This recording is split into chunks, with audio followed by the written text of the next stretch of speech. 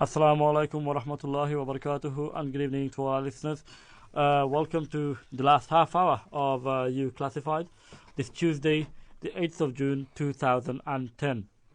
Over the last 1.5 hours, we've been speaking to Brother Dawood Musa Pidcock. We've been talking mainly about Israel. Hopefully, we will be touching on the new piece of legislation that's been adopted by the European Union last night. Very, very shortly after that, we had just a few more points to round off the conversation on Israel. Also, our guest Alex Harrison has joined us just before the break. A lady who's been on the Flotilla last week that was invaded by the IDF. We will also be joining with her in a few seconds. Due to reason otherwise, we couldn't get Sir Gerald Kaufman today. Hopefully he will be joining us next week, and same with Alexander Barron. In the meantime, if you want to get your calls in, and if you want to talk to Dawood or possibly with Alex Harrison, she's not got much long with us. She's got about another few more minutes. You can call 0121 772 8892. That's 0121 772 8892. We will be now joining Alex Harrison and Dawood Musa Pidcock. Good evening to both of you. Good evening. Hello, Alex.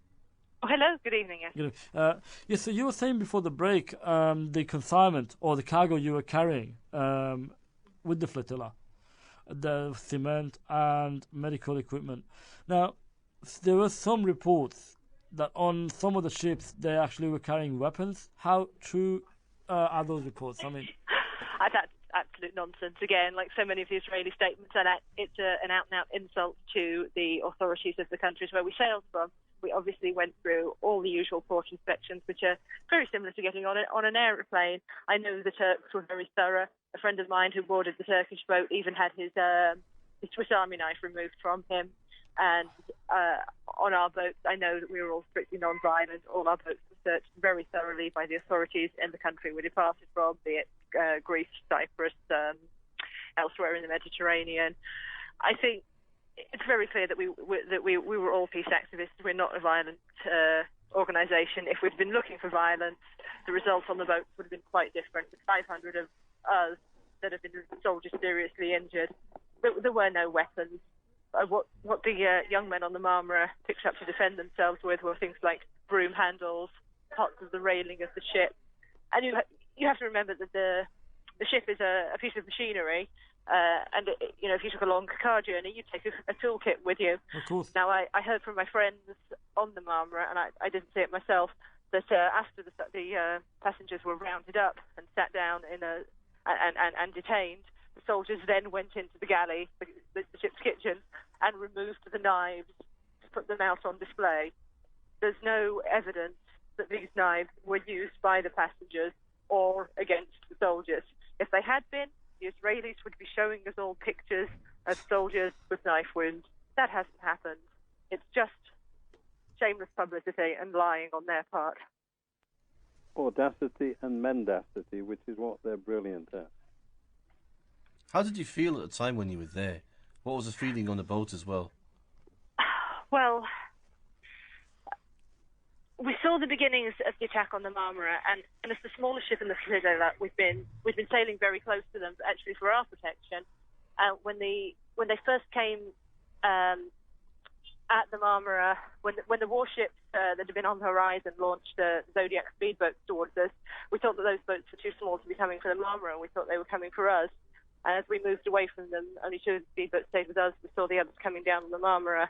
And then as we moved away, we saw the helicopter coming down, and we heard the sound of live fire.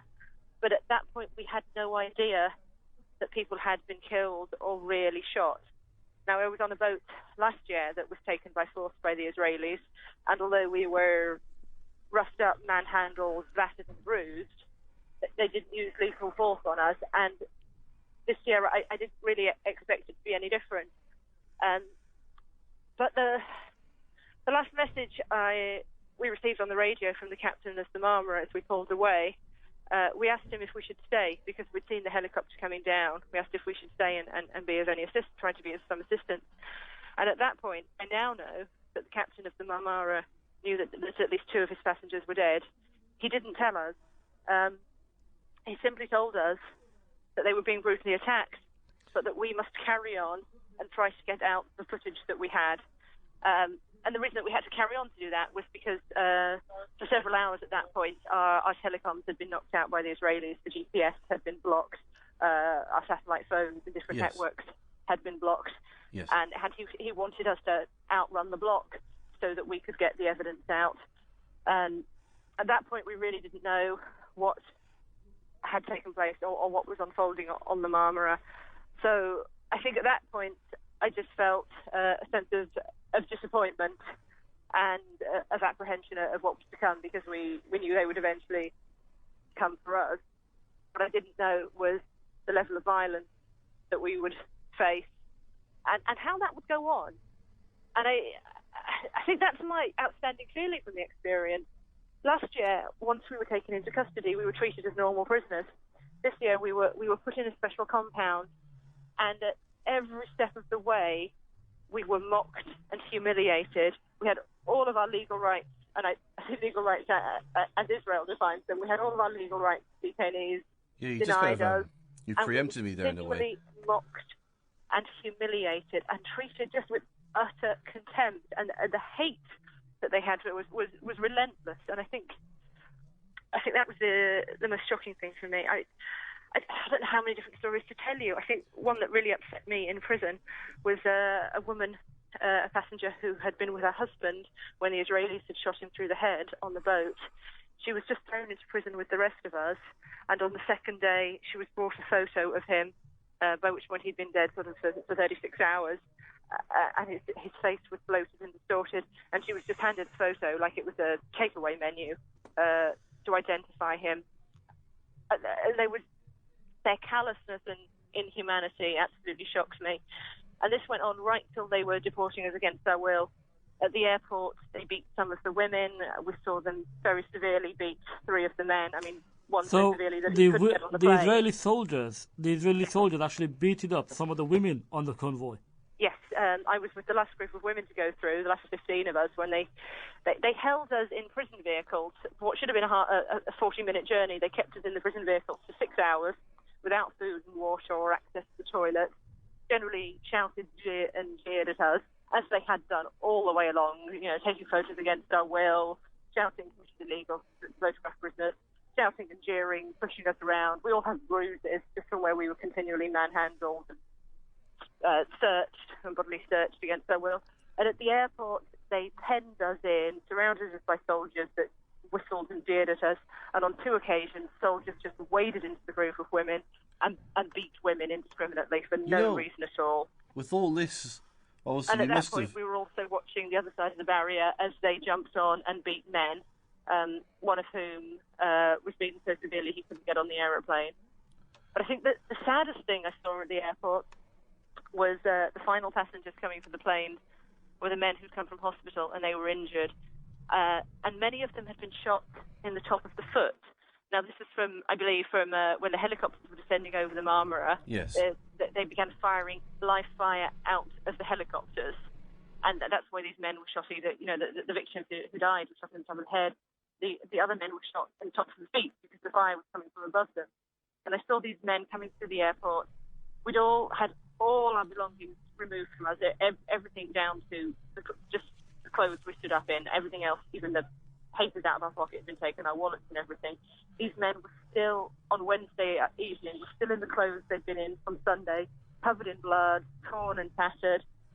And many of them were hobbling with a bandaged feet, where they'd been shot in the foot. The Israelis didn't give them a wheelchair, they didn't even give them crutches to walk on. And if anybody stepped forward to assist them as they walked across the airport, that person was shouted at, dragged away and beaten. These men who'd been shot were made to hobble unassisted across the airport. Now, you must have obviously informed the government here, the British government, of everything that's taken place, everything that's transpired. So what have they said? What have they said to you? What do they intend to do about all this? Well, I despair of the British government at this point. They have just simply failed to stand up to Israel at every step of the way. I know my contacts here in the UK were calling the British Foreign Office as we were under attack in the Mediterranean, because we still had some satellite feed and some radio contact at the beginning of the attack, and as it was going out live on our website, my family were calling the Foreign Office saying, "Help! There are British citizens under attack," and the Foreign Office simply said, "We advise against travel to Gaza," and that was all that they said. That's the incredible, first day we were isn't in it? prison, It's nice the to British know, consul isn't it? didn't manage to visit us. That's When he did absolutely get in, incredible. he said, "I've been standing outside since yesterday, but the Israelis wouldn't let me in." And I thought, the Israelis wouldn't let you? Where is the authority of the British in this? The Israelis are not allowing the British citizens and their consuls their legal rights, and we're just accepting it. And when we were finally being deported against our will to Istanbul, again, for those of us who didn't ask to go there, completely illegal to send us to a third country without even our wallets. They took everything from us.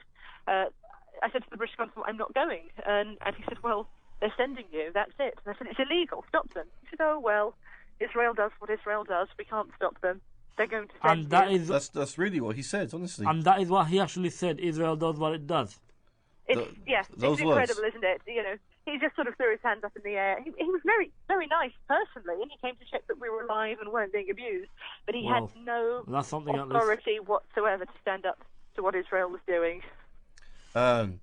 What's your future plans now? Where do we go from here, basically? What's the next plan of action? For me personally, I'm only here in Britain until we raise enough money to get more boats. If they deported me 2 days sooner, I'd have been on the Rachel Corrie. You have an amazing I'm spirit, I determined to must go say back. that. An And amazing we're going to spirit. go back in greater numbers. We can't be bowed by bullies, and we certainly can't let the deaths of our Turkish colleagues be in vain. We have to go back. We have to go back in greater numbers. We have to keep working and keep sailing until we end the siege of Gaza. Amen. Well, I hope that you I'm can into- obviously let us know the details of the next planned trip, and also perhaps, here at Unity FM, there may be many people listening who'd like to join you as well. Absolutely. Yes, if people want to join, you go to the website of Free Gaza Movement. It's simply freegaza.org.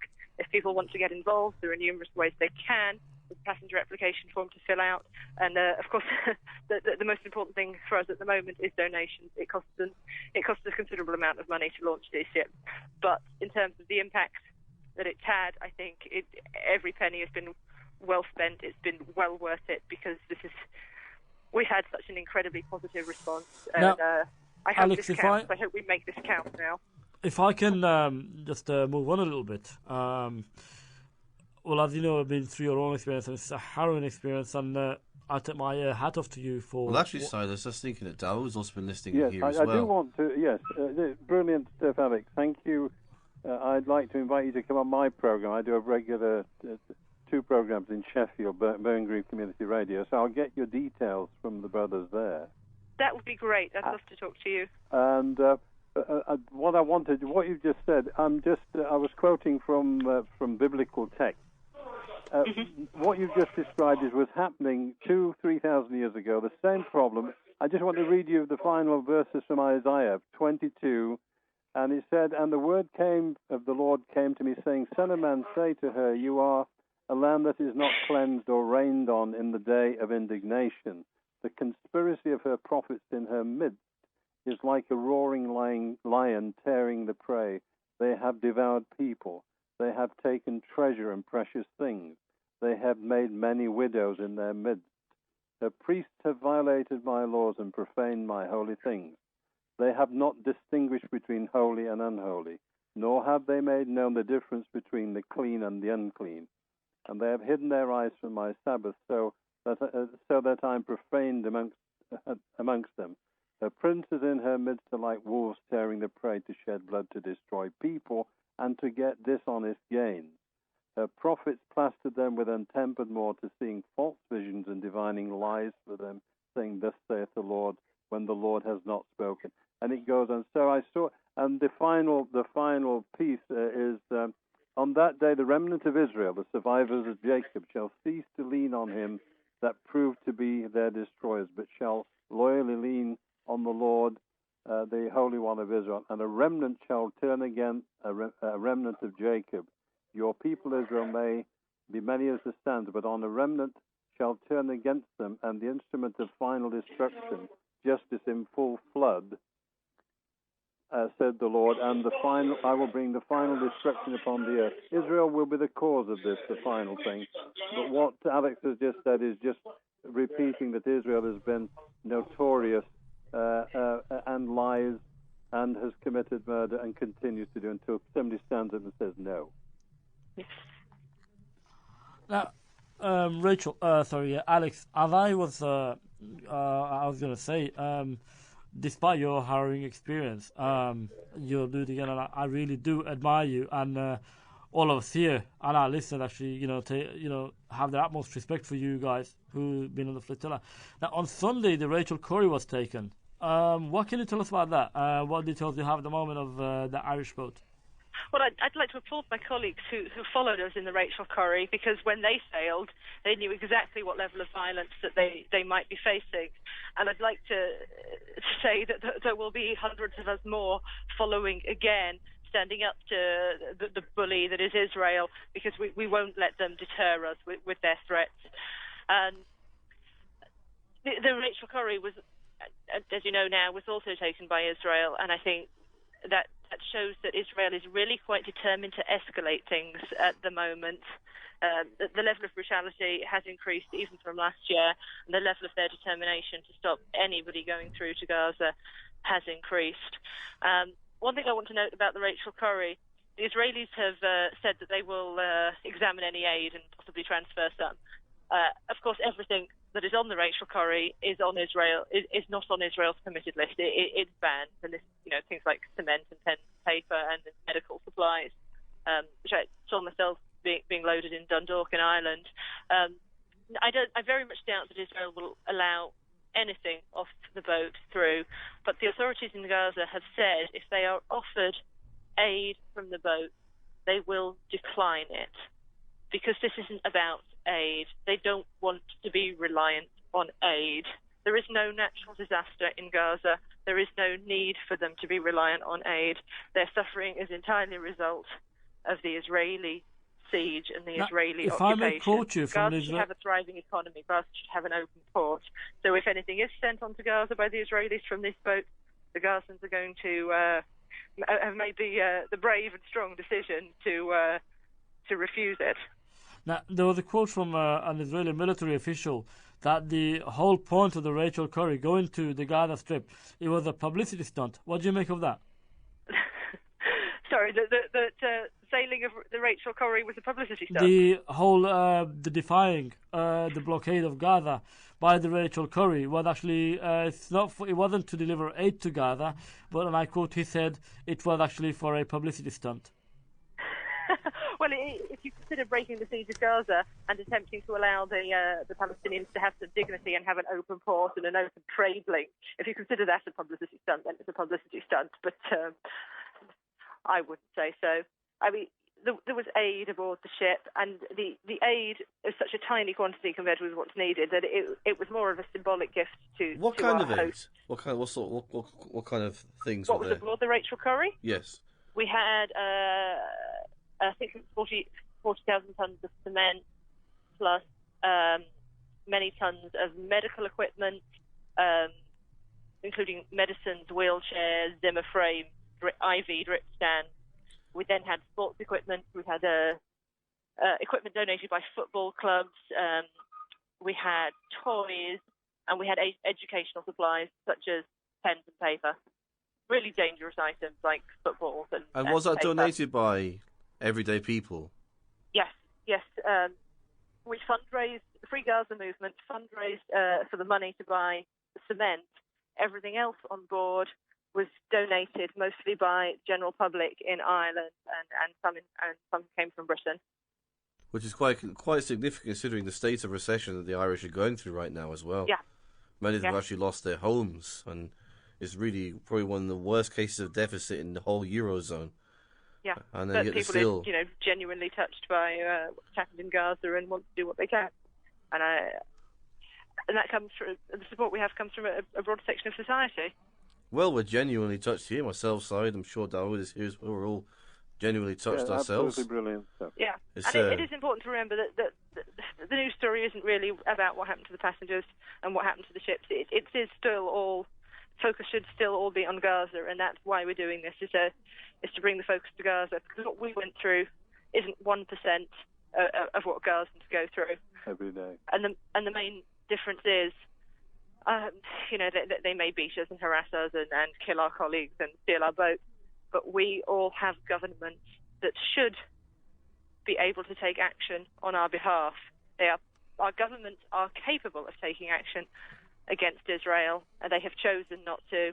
And I implore all your listeners to stand up, scream, shout, lobby, and do everything they can to require this government to take action against Israel, and not statements, not just words. We need to stand up. Our government needs to stand against this illegitimate authority that Israel has taken in the region. The blockade, the siege of Gaza only exists because Israel says so. We don't have to respect it. Our government, if they chose to, could stop diplomatic relations with Israel until they start treating the Palestinians fairly. They could cut diplomatic relations with Israel, open direct talks with the authorities in Gaza, and open a direct trade link and let Gaza port operate like any other port in the Mediterranean, and absolutely. give Gaza the economy that it should have. That is possible. There is no natural physical impediment to any of this. Absolutely. So we right, as yes. British citizens should be standing up. We could all be standing up and shouting at our government to do that. Yeah, I mean, you're amazingly selfless people. I've got to say that, and you're right. I guess it's not really a case of waiting for the governments, but obviously the fact that people like yourselves and all those people who do, just take action. People like everyday people like yourself, like ourselves, get out there and do something. That's what counts. We had to physically force them to take notice of us, because all the lobbying we did for years, all the writing in to the just people ignoring that we it. elect and that we pay for, Yes. wasn't getting us anywhere. And we know that the vast majority of the public's on our side, and yet the government does nothing. The only way to bring this to the focus of our government and the other governments of the world was to do something on this scale. And Absolutely. I hope that the massive sentiment and support that we have at the moment translates into real action. And again, I just implore your listeners and anybody who feels moved by this to get active and to force our government to take action. They work for us. The government work for us. We pay them. We elect them. We pay them. Absolutely. We should make them do what we need them to do. Alex Harrison, it's been a pleasure, an absolute pleasure talking to you, and And I hope it won't be the last time. and I hope it's not the last time. I hope certainly won't. we will talk again. Thank you very much. And well, no, thank you. Honestly, we thank you at this because late hour, this obviously what's giving more, your time. what's more, Brother Tariq, is that we're sitting here behind a microphone in the studio, whereas brave people like Alex, going out there facing the violence and the murder they faced at the hands of Israelis, doing the job they're doing and they're determined to do. I have nothing but respect, absolute respect, and I take my hat off to them. Here. Absolutely, yes, indeed, here, yes. Alex Harrison, thank you very much. Thank you. Good night. Good night. Well, we didn't really get a chance to talk too much on the whole G20 thing, as we're very close to break, so perhaps that'll be something that will be to come back and cover in the following week. I think it's impending. It's very, it's very, very close now. Some of the topics I think we will be covering in the following week by Tuesday, when we announce our competition winner as well, by the way. Absolutely, yes. Will Sunday. be, of course, the impending budgets, of course, to beat G20, the furthering of austerity measures by the corporate institutions to the Eurozone as well. And hopefully, Brother Dawood will be able to join us for a short time next week, if that's possible. Inshallah. And because we have got some more subjects I want to touch on, and especially this legislation that passed by the European Union, where countries could actually be sanctioned if the European Union doesn't agree with their budgeting plan, or if the government resists to make cuts that the European Union recommends. Yeah. Well, you were warned. Absolutely. And, Yes. Yeah. well, you have been listening to another edition of You Classified. From next week, folks, You Classified is changing the time. Let me just give you that lineup one more time. From next week, from 7 p.m. to 8 p.m. is Dr. Abdul Majid Khatami. That's 7 p.m. to 8 p.m. Dr. Abdul Majid Khatami. From 8 p.m. to 10 p.m. that will be You Classified. From 10 p.m. to 11 p.m. it will be the Alternative Radio. That's a lineup for Tuesday evening. on Unity FM from the 15th of June 2010. So I hope you'll all tune in. Thank you very much for all your calls today and your text. And I hope you'll continue to text, email and call next week. And my special thanks to Brother Dawood. And hopefully next week we will be able to get Gerald Kaufman and Alexander Barron. You have been listening to You Classified on 93.5 Unity FM with myself, Syed Ahmed, and Tariq Ziad. Join us next week, 8 p.m. to 10 p.m. Assalamu alaikum wa rahmatullahi wa barakatuhu, and good evening to all our listeners. And hey, if you got little ones, give them a kiss, give them a hug, tell them you love them, because you just don't know what's around the corner.